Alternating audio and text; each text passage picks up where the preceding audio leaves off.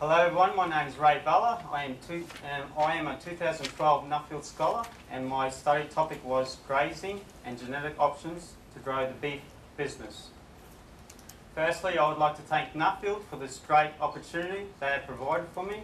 It has changed my life for the better. It's unbelievable. I'd like to thank Jim, all the staff members, and of course this trip would not be possible without the great sponsorship provided by MLA, so thank you very much. A little bit at home and what I do.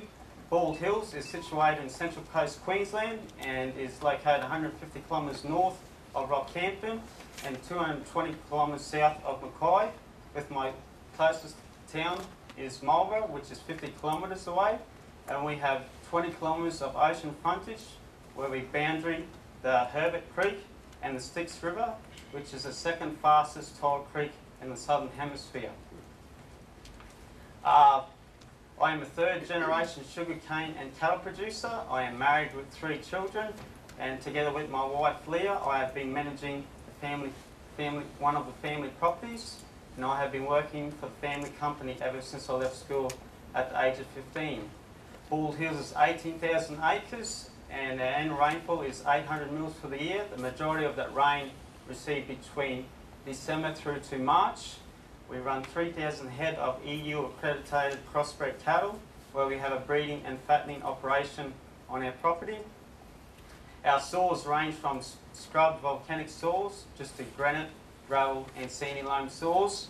And this is just our beach on our property. So this is where my wife likes to go sunbaking every weekend with a bikini. So.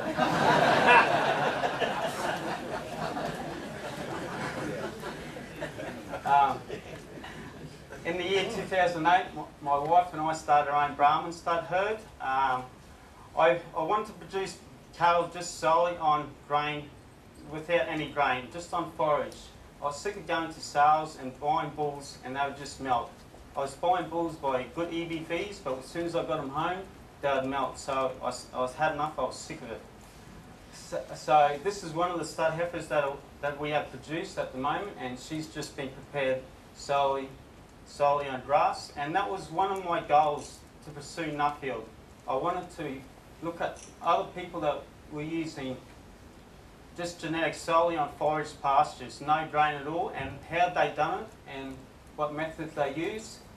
And I also was looking into forage quality and improving soil quality, and had a great interest in Alan Savory's work. Brazil, what a country. 200 million people, 200 million head of cattle. After leading my global focus team, I started my individual studies, and I visited the IMA cattle company, which is based in Toowoomba, and I visited one of the 2 ranches. This ranch I visited was 1,000 hectares, and they breed 8,000 Nuffield Brahman stud cattle for their own use and sell them to the open market. It has a 1,300 mil rainfall on the property, and they do their own veterinarian, IVF work and semen collection on the elite size. Mr. Andre Zembring is the manager of the IMA cattle company, and he has been working for the company for the last 20 years. The thing I found fascinating here is their bull selection. They have an EBV database system on a computer database system, and has over 12 million records of EBVs on that database system. There is a criteria as only the top 15% of cattle are allowed to enter that database system. They use the system to make every individual cow through fixed time AI. And here they would only collect semen out of the top 5% of their bulls. And they also do a sensational rotational grazing system, and they also practice a hot fence weaning system on their 6 to 8 month old calves. And cattle always have access to minerals. Everywhere I went around the world, every beast had access to minerals. If they did not have access to minerals, the conception rates would drop by 20 to 30%. I was very fortunate enough on this day, we were drafting out bulls and shifting bulls. I thought, what the heck, let's go for a ride on a mule. So It was funny. Everywhere you go in the world, around the world, everyone seems to be on the same wavelength. This guy could not speak any English, and I could not speak any Portuguese. We just communicated through sign language. And there's one sign language everyone knows what it means, so I did not get that thrown at me, so I must have done a good job. Alrighty, off to Imbrapa. I headed my way to Imbrapa with my translator Sally Thompson. It is a government research station based in St. Carlos. It has a 1300 rainfall, and I was interested in this grass species, Brachiata. It can produce 40 tonnes to the hectare per year. It's just amazing grass. Of course, with a high rainfall, it can produce high quality feed. I was looking at this grass for an intense grazing system back home, and they were planting oats into this grass system in the winter. We just done a little trial. We cut the grass off, come back an hour later after lunch, and it grew 12 millimetres in 1 hour. It's fascinating.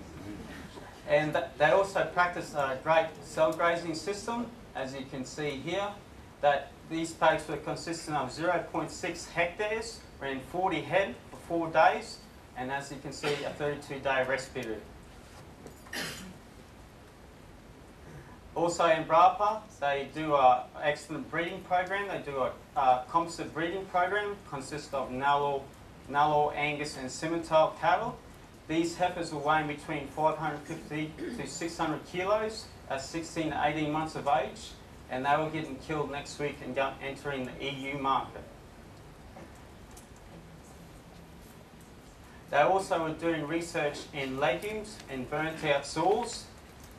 This legume here was Gananara, and it was used in their dairy cell grazing system. It has a 20% protein level, and by using this legume, they could save their feeding cost by 21%. But the main goal for this legume was to improve soil quality. And they also were doing work of planting eucalyptus into pastures for capturing carbon and selling carbon credits later on in the future. Off to America. With my wife Leah and I, we visited the Zapata Ranch. It is based in southern Colorado, and it is leased by the Phillips family. It is a nature reserve, and there's 103,000 acres with 1,500 head of bison and 500 head of cattle. To really understand mob grazing and animal impact, you have to think back hundreds of years ago when the bisons used to roam free. They used to graze in a circular motion. They would hammer pastures and leave and come back. Pastures can take a flogging, but the rest period, that is the secret. And you also can learn a lot by looking at the bison about the gene pool. They've been a closed herd for over hundreds of years. They're a very consistent line, but you do not see any signs of inbreeding. So it can go to show you how close you can push the gene pool. They also were water testing the quality of the water flow, as this was all artesian water, and it was probably the best water I've ever seen in my life. It was just unbelievable to see. They also practice a rotational grazing system, as they are a follower of Alan Savory, and they were improving grass species. As you can see, they've just grazed it, and that's the paddock they were going into, and you can see the quality of the soil, what it was like. It's just like being at home on the beach. So, yeah, Leah and I made our way to the Blair Ranch. It is based in South Dakota in Sturgis. It's 30,000 acres with a 12-inch annual rainfall with snow, and they produce 1,200 head. They have 1,200 head of black Angus stud cattle, and they sell 400 bulls per year. But this is what fascinated me about their bull system. When they used to sell their bulls, they did no advertising, it was just word of mouth, but through radio. That's how they sold all their cattle. Leah and I had the option to jump on a bike and shift some cattle, but it was more of a tourist ride than actually doing any work. The Blairs also practice a time-fixed AI program where they have 90+% conception rate. And this is one of their portable AI trailers they use on their leased land. They could AI well over 100 head in an hour by using this system, and the conception rates would go up by 5% for just using this safe system for AI. They also practiced a great rotation of grazing system. As you can see here, 10 years ago there was hardly any legumes, and by the impact of cattle and spreading the seed, it is clearly visible the signs of rotational grazing. And this was one of their irrigation dams. They used to irrigate out of it 10 years ago, but ever since they've done great rotational grazing and more ground cover, it has never been full since. Hot fence weaning, I spoke about it earlier. Most of the ranches I've visited done a hot fence weaning. It is actually where you wean the cow, not the calf. They put the cows in a yard, and then the calves are on a neighbouring side in another paddock, and they have access, clear access, visible access to the cows at all times. This system, the weaners were putting on 5 pounds after 10 days, or they were maintaining their weight. But this system, you have to have good facilities, and the cattle must have good temperament. But everywhere I went, they were using it overseas. This is the ranch that really impressed me and inspired me. They just made by nature, and it is the Lassiter Ranch, which is owned by Dale Lassiter and family. It is situated in eastern Colorado, and they are the founders of the Beefmaster herd. They have 30,000 acres with a 12-inch rainfall with snow. And this is the rules they stand by for the last 70 years for mating. The 6 essentials: conformation, hardiness, weight, milk production, disposition, fertility.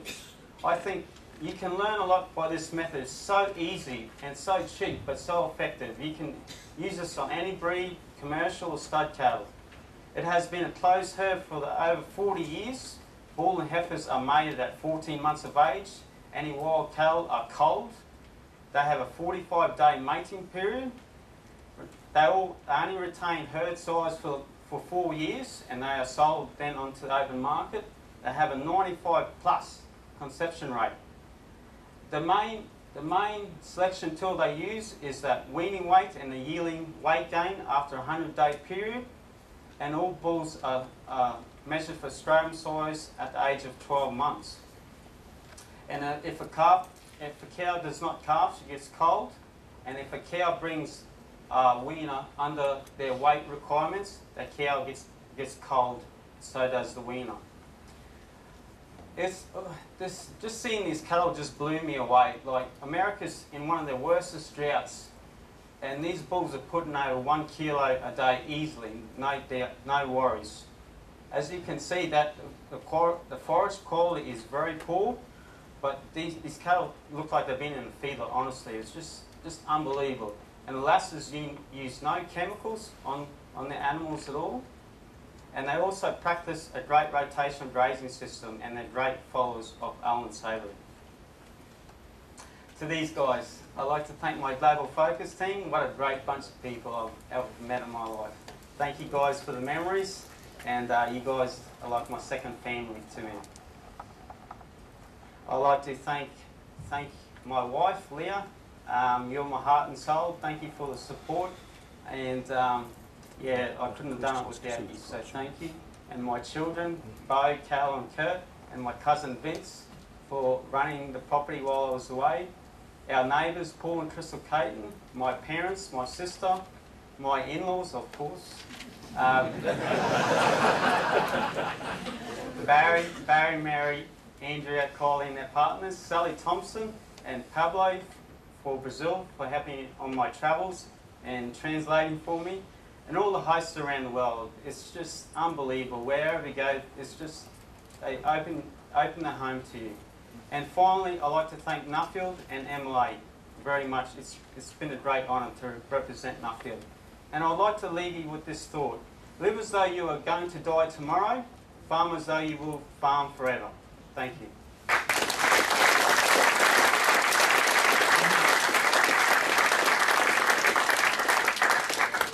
Well done, Ray.